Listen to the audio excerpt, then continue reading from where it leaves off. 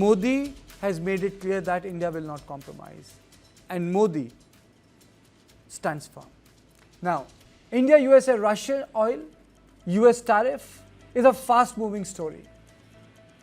On Wednesday, US President Donald Trump had issued an executive order hitting India with an additional 25% tariff over its purchase of Russian oil, bringing the total tariff to 50%.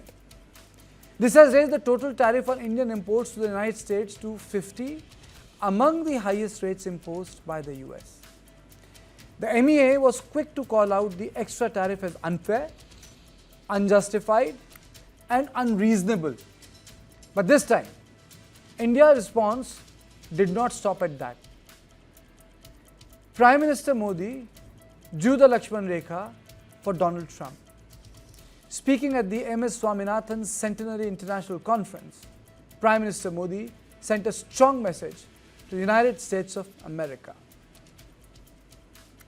Bharat अपने किसानों के, पशुपालकों के और मछुआरे भाई बहनों के हितों के साथ कभी भी समझौता नहीं करेगा।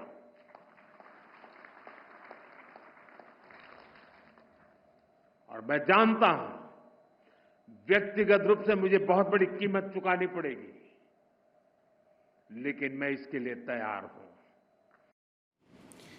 India has said that India's Russian oil imports are driven by market considerations and energy security requirements. Also, where Russia is concerned, to quote India's NSA Ajit Doval, "We have a very special relationship, long relationship, and we value a strategic partnership." India also pointed out that the double standards that USA has. According to the MEA statement, the US continued to import Russian uranium hexafluoride for use in the nuclear power sector, along with palladium, fertilizers, and chemicals, without clarifying the source of this information. However, now a Finland-based think tank report has also exposed the US and EU's double standards. According to the data published by Center for Research on Energy and Clean Air, EU's European Union countries account for 23% of Russia's revenues from fossil fuels exports, against India's 13% since the beginning of the Ukraine war. That's the data. And that despite Western sanctions, G7 plus tankers transport over half of Russia's oil.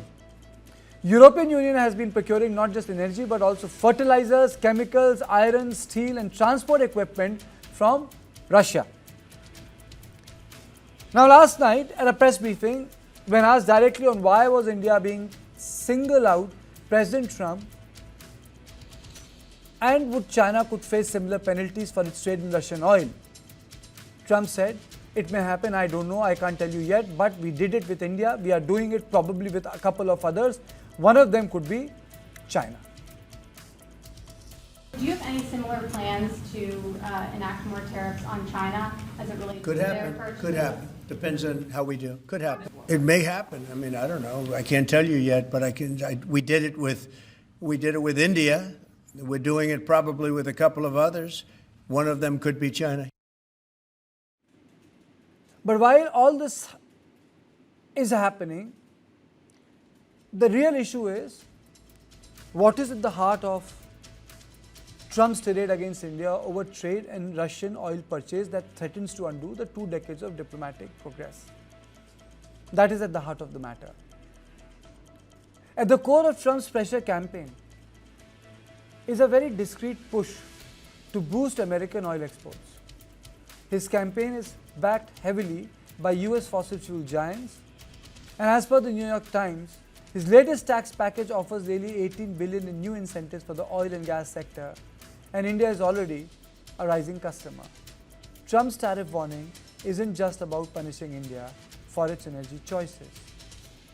Now, other than these, there are areas that India is refusing to compromise in the trade deal. The reason India is saying no and pushing back is, to quote PM Modi, "India will never compromise on the interests of farmers, fishermen and dairy farmers." India has 20 days before the secondary tariffs kick in. On the 25th of August is the 6th round of trade talks between India and USA. So what does one expect from here? And importantly, the statement of Ajit Doval on the importance of the strategic partnership, the bite he gave in Moscow, has not gone unnoticed. It has not gone unnoticed. On this issue, I am joined by Deputy Editor of Business, News 9, Shweta Kothari, Professor Scott Lucas, Professor International Politics, Clinton Institute, University of College Dublin. Thank you so much, sir, for joining me. Ambassador Jen Das Gupta, former ambassador to WTO, and Ambassador Deepak Vora. But I'll go to Shweta first. Shweta, there is a release that has come from the Government of India. I have it on my hand. It's a bit late to put it out on the screen, but I'll read it out for you. It says, the total exports in financial year 2024-25 is 820 billion. 820 billion Indian export. Export unaffected by tariffs is 780 billion. Export affected by new tariff is 40 billion. And only 4.8% of India's total export is impacted by US tariff. I'm starting with business, but America and India, the relationship is not limited to business. But do you think it's only 40 billion? Well, that's what the initial estimates are suggesting at this point, Kartikeya, that it's only $40 billion, and $40 billion could likely be impacted if the 50% trade tariff were to continue. Now, let's also put in perspective on sectoral impact, because these are some of the sectors that India is hoping to prop up or is hoping to support going forward. So primarily, the sectors that are likely to see most impact includes the textile sector, gems and jewelry sector. Then you have the pharmaceutical sector. And remember, India is the pharmacy of the world. So India wishes to keep be at the top of the game as far as pharmacy is concerned. So these are some of the sectors that India is bracing for an impact on. But then there's also the GDP concern that if the 50% tariff, as they are at the moment, were to go through, our GDP could take a beating. At 25% tariff, various estimates were suggesting India's GDP could come down by at least 0.3 percentage point, 0.3 to 0.5 percentage point. At 50% tariff, that is likely to be at 1 percentage point. So that continues to be the concern. And finally, the labor-intensive sectors. So what are these sectors? Sectors like textiles, footwear, gems and jewelry, apparels are likely to be impacted. So this is going to be a multi-pronged impact. While we are still looking at what kind of estimates will there be, or what kind of impact will there be by the way of final trade impact, but numbers are not looking very favorable, Kartikeya, as far as sector-specific fallout, GDP fallout is concerned for India. Absolutely. Ambassador Dasgupta, please decode the Prime Minister's bite for us. He specifically used certain sectors. He specifically named certain sectors. And I don't think there was anything impromptu about it, sir. I think the Prime Minister has made it clear, because earlier President Trump and his team, they were harping about soya and corn and genetically modified products in agriculture and also dairy products. So I think this is in reaction to that, to make the position of India clear that India is not going to compromise on the interests of its farmers, dairy farmers, and fishermen. Of course, the US has not made any demands on India's, exports to on the US exports of fish to India. But all said and done, India exports the largest amount of fish to the US. So if the US were not to give any access or have 50% tariffs on our shrimp exports, for instance, which is the largest product group, it would affect us very, very badly. It is several $1 billion worth of exports every year. And I think that forms part of this $40 billion package, which is likely to get hit badly. Now, the issue is that 25%, which has already come into force was bad enough because it puts us 5% above the other competing countries like Vietnam, Bangladesh for textiles and clothing, and other competitors who are selling similar labor-intensive products from other parts of the globe. So 25 is bad enough, but if it comes to 50, we'll be out of the market completely because that kind of margin cannot be absorbed by our exporters, and there's no way we will be able to maintain our exports. But having said that, I think there is a rider whether the US will be able to continue with these very high tariffs for all countries. That is a point to be considered. And two, the you know President Trump is expected to have a talk with President Putin shortly. I think maybe sometime next week. Steve Witkoff has already visited Russia and has a meeting with President Putin. I think to set the stage for the meeting between or telephonic conversation between President Trump and President Putin. So we can expect some development on that front. And if, hypothetically, if the talks succeed in de-escalation in the Russia-Ukraine war, and then slowly transform into a ceasefire, perhaps, then this whole business of not buying Russian oil, not and getting slapped with 25% additional tariffs may not really take place. So that is another point to be considered. Professor Scott Lucas, it's a tough choice. I understand India is the world's third largest oil consumer, and it has significantly stepped up its procurement of the Russian crude oil since the start of the Russian-Ukraine war. And it is there because huge discounts are on offer. So we also need to keep our bills in check. We also need to ensure that our sector remains firm and protected. So what's the Indian challenge here?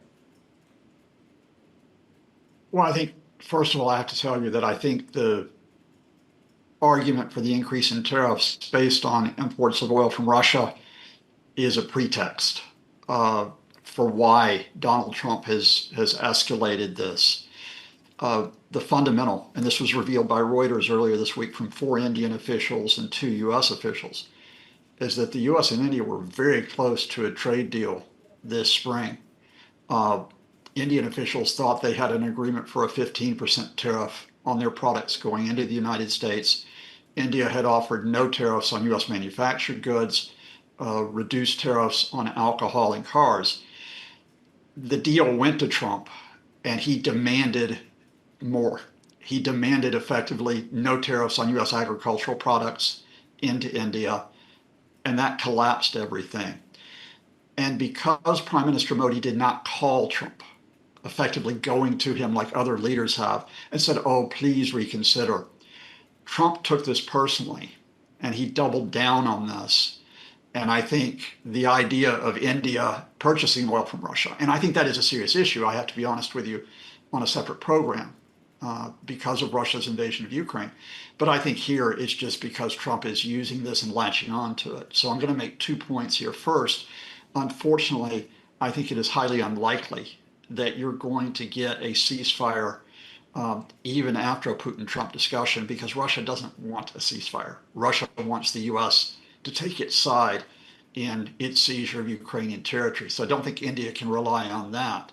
I think the fundamental question here is, can U.S. administration officials deal with a chaotic and unpredictable Trump in terms of saying that the damage to the U.S.-India strategic partnership across all sectors is so great, he needs to come off this 50% level, and they need to get back to talks between the U.S. and Indian delegations. Professor Lucas, you're saying that this is more than tariff and it's more about Trump's huge ego? Yeah, it is. I mean, the fundamental here is that you've got 2 levels here, and that is, and I think if you get Indian officials on, and I'm interested with your esteemed panelist here, they will tell you that if you deal with U.S. officials on the practical details of an agreement, that you have room to negotiate and you have room to make maneuver. The problem here is that once the deal goes into the White House, there's actually two problems.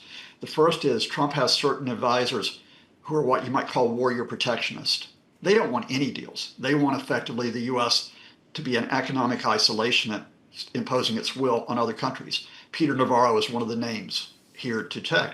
And the second here is that Donald Trump doesn't think of this strategically. He doesn't think of this really with a great deal of economic knowledge. He thinks of it as he's striking a business deal where he has to win and the other side has to lose. So with no exceptions, and there are no exceptions, what you have had is Trump imposing tariff levels, and the number just depends on what he is feeling on a certain day about a particular country. And right now, because for reasons we can go into, he's more sympathetic to Pakistan than he is to India, in part because Pakistan said, oh, thank you for solving this conflict we had with India earlier this year. But Prime Minister Modi wouldn't give Trump credit. Then he says, oh, Pakistan, they're great, they're lovely. And India, oh, look how terrible. Look at how they, alongside Russia, are a dead economy. Absolutely. Ambassador Vora, I'll come to you because my question remains the same. Is it really about a call? Is it really about his humongous ego? Is it really about the fact that the Prime Minister said no one interfered? And it's really about the fact that, Trump is making it more than tariff. So we are discussing about why Trump is doubling down on this tariff issue. Ambassador Vora, without wasting any more time, is it all about ego? Is it about sort of a pliable nature relationship which Donald Trump expects from other world leaders? It's about his own outlook, his own worldview. Are things boiling down to that, sir? Well, thank you very much. Always a pleasure to be with you. Can you hear me? Absolutely, sir. All right. I'm millions of miles away. I'm somewhere close to the moon. So I'm very pleased that I'm not over the moon and not on it, but I'm somewhere close to it. Well, thank you very much. Always a pleasure to be with you. I've heard what my other colleagues have to say. They are brilliant. I'm nowhere. I can't match their intellectual capability. What I see it after 52 years in diplomacy, and I'm 74 years young, what I see is that this is a decision that has been taken on political or personal rather than economic reasons. I don't think this gentleman, McDonald Trump, not McDonald Trump, whatever his name is, I don't think he understands economics at all. I'm a regression analyst. My master's degree is in economics. Please come, Mr. Trump. I'll explain to you how this is done. Let me tell you very quickly, sir. Tariffs on us 50%, 200%, 5 million %. A significant part of my exports to the United States is services, about a third, 40%. That's not affected by the tariffs because he wants that. And then there's pharmaceuticals. That too is exempt from tariffs. So this guy thinks he's smart. He's not. The second issue, sir, which we are seeing that there was a time, I don't know if the United States still does it, is to throw their excess agricultural production in the sea in order to control prices. I don't know if they still do it. We are now the second largest producer of food grains in the world. And I see that we're not going to allow that to change. Because if American agricultural exports come in and they have huge land, we don't have that much, and they are able to produce probably cheaper than what we are able to do, but we have to protect our farmers. We're not going to let that hit our farmers. That's the lifeblood of the Indian economy. Number three, sir, which I'm seeing, and I find that very, very funny. He seems to have what we refer to as a narcissistic personality, low-level narcissist, constantly looking for approbation, approval. I love you, Donald Trump. You're the greatest guy in human history, etc., even though you know nothing about less than nothing. Now, that's the kind of thing he wants. Sir, let me put it to you like this. After 52 years in diplomacy and several countries, and I've seen this firsthand, let me assure you that the kind of relationship that many countries have with each other, it's either based on affection, genuine love, genuine concern, or on fear. If it's genuine affection, it'll outlast everybody. If it's fear, when the fear goes, it is very quickly replaced by hatred. There's a Bank of America report, I don't know if you've seen it 4 or 5 days ago. Please read it. $41 trillion in investment in the US will disappear in the next few years because of uncertainty and changing policies. Yeah, it's 5 o'clock in the morning. Companies like yours, which make a profit in the United States, will pay 10% tax. Oh, great. And then 9 o'clock in the morning, no, sorry, it's 60% tax. Great. At noon, it's 200%. No, sorry, I'll bring it back to 2%. That's not how you do business. Sir, capital is a coward. Capital will only go where it feels secure. Capital will only go where there is stability. And Donald Trump is destroying that, sir. So this is where it's going to hit. Now, as far as my exports are concerned, very good. My textiles, my trousers will become more expensive for the American consumer. My exporters will be hit, but I'll deal with it. I have a very resilient economy, sir. 1998, when we did our nuclear thing, I was then working in a very sensitive position. And I know we hurt badly, sir. They and their the British chap or the European sidekicks of the United States also imposed sanctions on us. We were hurting very badly, but we overcame it, sir. And then 9/11 happened and everybody came and said, oh, darling, we love you, India. Thank you very much. Everything is forgiven and forgotten. I believe that now Trump is going to change his mind. We have a delegation coming here by the end of this month.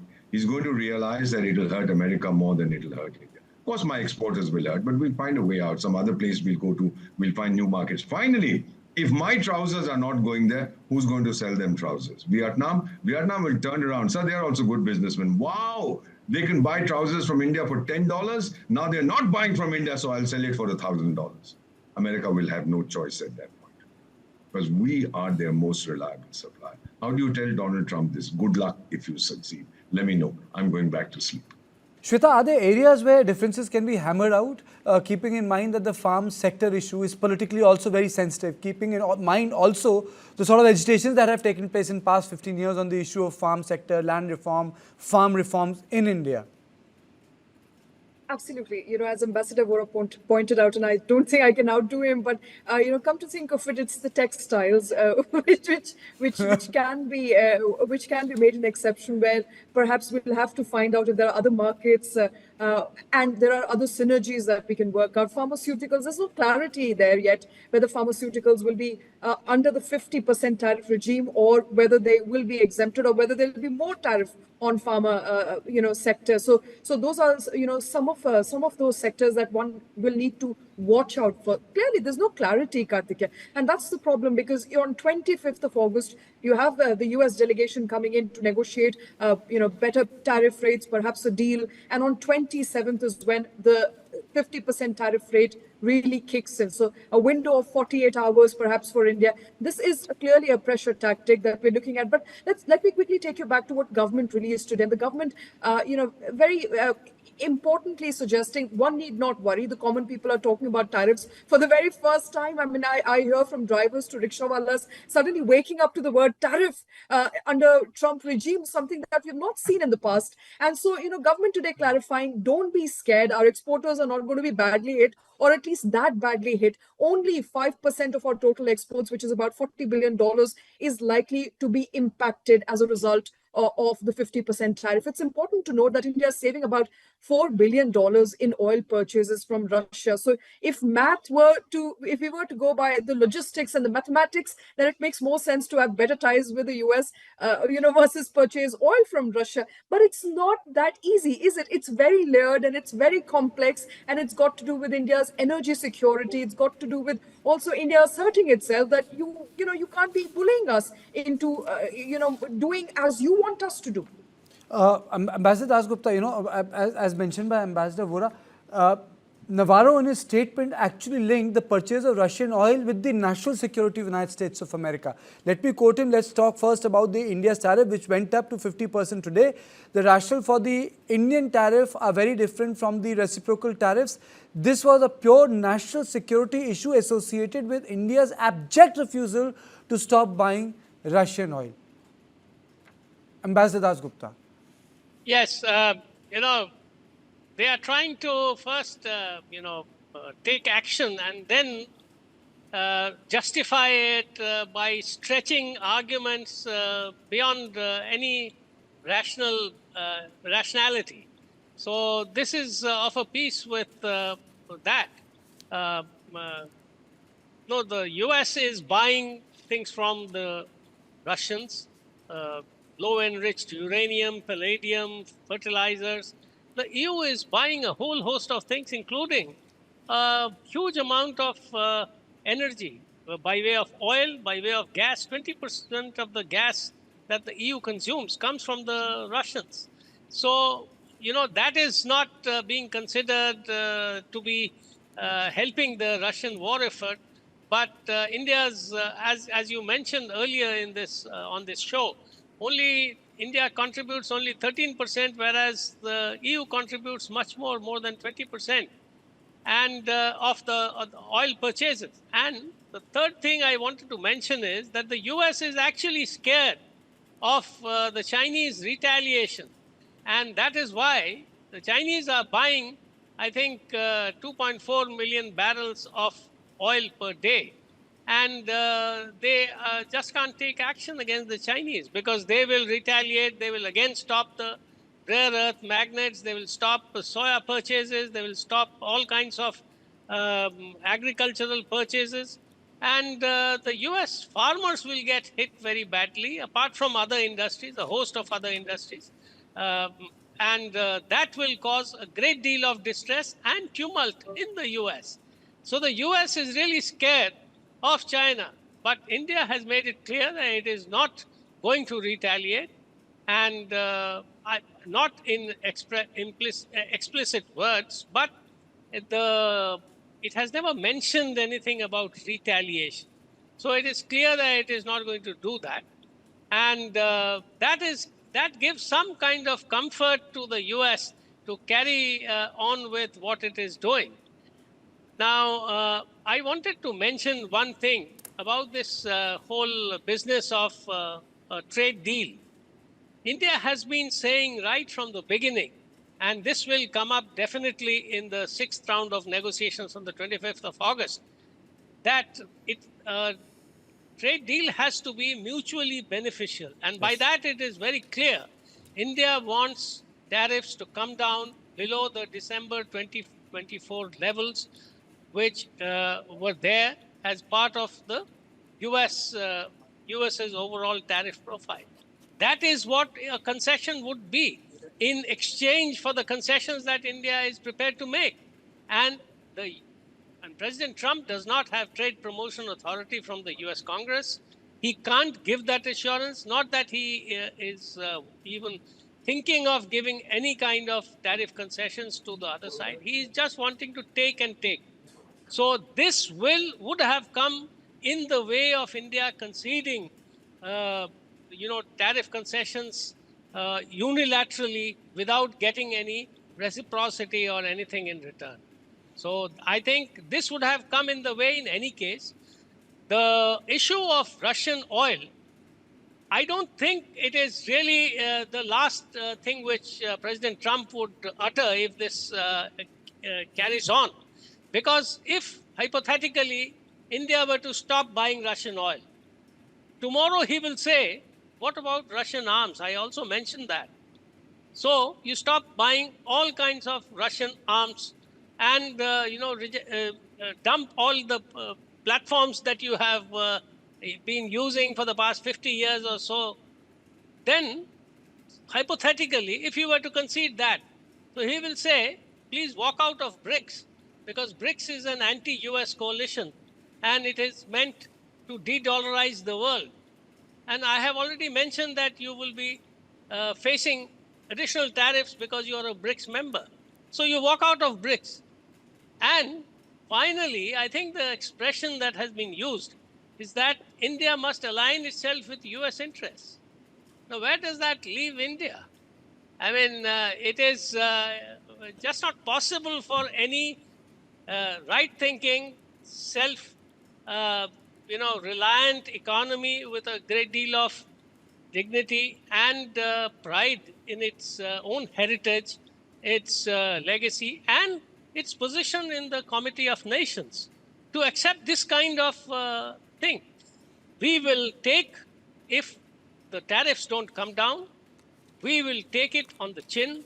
We will, face the hardship. We will try to compensate our exporters who lose their business in some way. It may not be enough, but we will try to help them out of their hardship.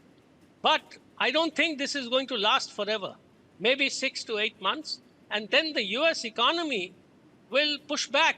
There would be inflationary pressures. The Republicans have to face a midterm election in November 2026. And they know that if this kind of erratic and unwarranted behavior continues and there are, huge inflationary pressures, it is going to cost them the election. And that is what I think will lead to the rolling back of the tariffs. That is my expectation. Okay, let me quickly take closing comments from Professor Scott Lucas and Ambassador Deepak Vora. Is it about the leverage? China has a leverage in rare earth metal and Trump thinks that we perhaps don't have the leverage. Is it boiling down to his idea of a leverage? Look, Donald Trump operates the way he's always operated as a businessman. He didn't change as president. And that is, if you followed his career for decades, he tries to bully the other side into conceding to him. And if the other side doesn't concede, he will insult them, he will threaten legal action. In other words, you never get a win-win arrangement with Trump. And I think, our panelists have set it out very, very well. You cannot go into this as you would a standard trade negotiation and assume that you can close this off. Just a quick reminder, by the way, to everybody, the number of trade deals that the U.S. has completed under Trump this year is 0. They have frameworks for trade deals, for example, with the UK, with the European Union, but they've never completed the deals because you never know where Trump's going to go on the details. One of India's competitors for textiles with Vietnam thought they had an 11% tariff in their deal with the United States. That fell apart because Trump decided that the tariff had to be 20%. So with respect, and your fellow panelists are much smarter than I am, but being here in the EU with Ireland, I'm going to say 2 things. I think the first is keep an eye out on pharma. I think that's a shockwave that you may get before August 25th, because if you're the pharmacy of the world, we're the pharmacy next door to you. Ireland has a lot of pharmaceutical. Basically, it drives our economy. And Trump yesterday threatened tariffs of 250%. What do you do in that event? You look for other trading partners. And what is interesting is what has been overshadowed in the last couple of weeks is that the UK and India signed what you might consider to be a historic trade deal. There is the potential for India to negotiate a deal with the European Union. There are other countries that would want to deal with India. I think you not only have to think of how you approach Trump right now, you have to reconfigure your trading relationships without assuming that the United States is going to come back to the center, even if you get this damage that the ambassador predicts in the next 6 months. Ambassador Vora, your closing comments, and my line would be, where do you draw the line? You don't draw it. Prime Minister Narendra Modi has already drawn the Lakshman Rekha. Trump dare not cross it. May I simply tell you like this, sir, when we wanted to get alternative supply chains to the Chinese, we still haven't managed to do it because it's not easy to get an alternative supply chain. So if you break the supply chain that India is supplying gems and jewelry or whatever to the United States, it's not going to be overnight. Finally, may I conclude simply by saying immediately after this discussion, I'm going to pour myself a stiff Indian whiskey before Jack Daniels floods our market.